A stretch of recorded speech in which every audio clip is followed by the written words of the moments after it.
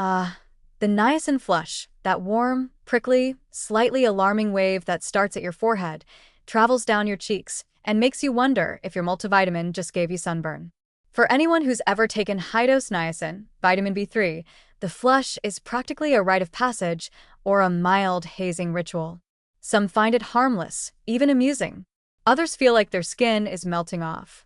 But what most don't realize is that this tingling, tomato-faced moment might actually be your body's early warning system, politely or not so politely, telling you, "Hey, we've had enough niacin, please stop."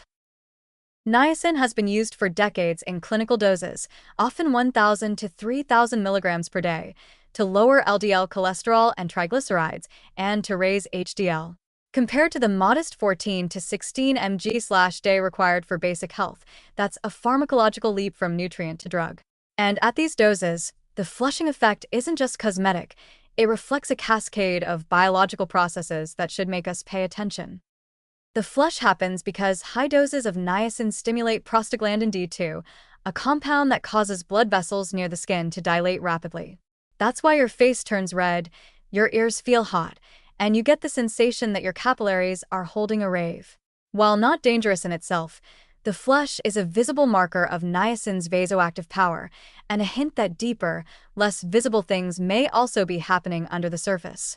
Think of it as the check engine light of high-dose B3. Unfortunately, the liver is often the next organ to get the memo. Unlike water-soluble vitamins that simply exit stage left in your urine, niacin hangs around and undergoes extensive hepatic metabolism. Chronic high intake, especially of slow-release or time-release niacin formulations, has been repeatedly linked to elevated liver enzymes, hepatotoxicity, and in extreme cases, full-blown liver failure. And here's the dark twist. The formulations that produce less flushing often cause more liver damage because they're metabolized more heavily through the amidation pathway, which is more hepatotoxic. Even before the liver completely crashes the party, the metabolic effects can start to add up. High-dose niacin has been shown to impair glucose tolerance, increase insulin resistance, and in some cases trigger or worsen type 2 diabetes. In fact, studies like the HBS2 Thrive trial found that while niacin improved cholesterol numbers, it also increased the risk of new-onset diabetes, gastrointestinal issues, and infections, offsetting any theoretical cardiovascular benefit. You get better lab results, but you might also get a diagnosis or two to go with them. Worse still, the cardiovascular benefit that once made niacin so appealing has proven elusive. Despite niacin's ability to shift lipid profiles in the right direction, large randomized controlled trials have shown no meaningful reduction in heart attacks, strokes, or death when added to statin therapy. In other words, your LDL drops, your HDL climbs, your face glows like a tomato, but your long-term outcomes don't improve. That's not a good trade-off. But back to that flush, it may actually be doing you a favor. It's a benign, immediate, externally visible sign that you've taken a vascularly active dose of a compound that also has potentially toxic effects when overused. In some ways, it's one of the few supplements that gives you real-time biofeedback. If your supplement made your spleen tingle or your left pinky twitch, you might think twice about the dosage. With niacin, you don't have to guess. It's written all over your face.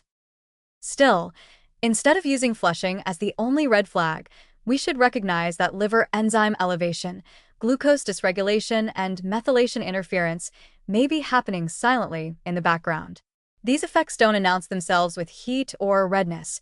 They sneak in gradually, especially when high doses are taken over weeks or months without medical supervision. It's like flushing is the fire alarm, but by the time the liver catches fire, you're already knee-deep in smoke. So where does that leave the average health-conscious person trying to support cholesterol with a supplement aisle solution? Ideally, it leaves them reaching for food first. For most people, a diet rich in whole grains, lean proteins, legumes, and seeds provides plenty of niacin without tipping into pharmacological territory. If supplementation is necessary for reasons like genetically high cholesterol or niacin deficiency, it should be clinically supervised, with regular liver function tests, glucose monitoring, and absolutely no DIY megadosing based on Reddit threads or protein powder labels. Niacin is still an essential vitamin, a metabolic workhorse, and a historical hero in the war against deficiency. But when used in high doses, It's not just a nutrient. It's a drug with a risk profile. And like any drug, it demands respect, restraint, and a healthy suspicion of side effects that look more like blushing than biochemistry. So, if your face turns red after that heart health supplement, don't just laugh it off. That flush might be your body's way of whispering, "We're good on niacin, thanks." Listen to it. Your liver and your long-term health will thank you later.